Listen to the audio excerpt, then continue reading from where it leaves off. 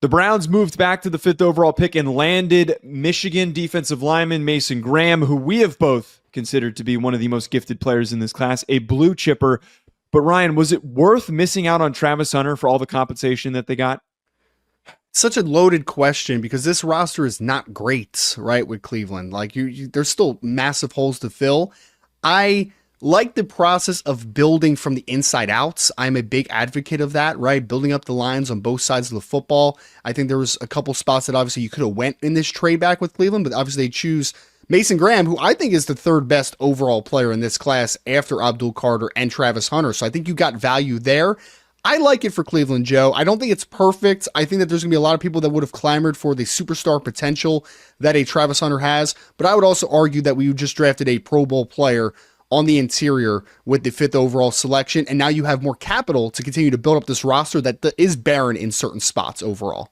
Look, Mason Graham's really talented. Again, he's one of the few guys that we consider to be a blue chipper, but I still hate this for the Browns, man. They had a slam dunk. They had one of the few opportunities to get one of the craziest prospects ever, and they let the pick compensation talk them into it. They got baited. It feels like that they got baited. I think that Browns fans are justifiably frustrated. Now, having future capital is going to hopefully pay off.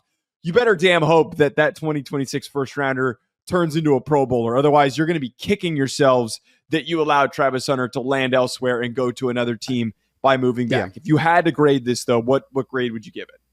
I would give it a B+, because again, I think that you got a really good football player and you got a really high amount of capital for a non-quarterback, which I think ultimately it opens up possibilities from a full roster building perspective.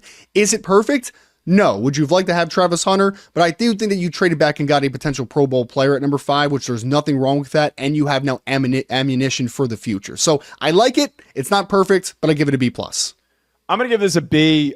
I think that the big positives here, there's 2 clear positives. You get the best defensive tackle in the class. You get extra draft capital for next year.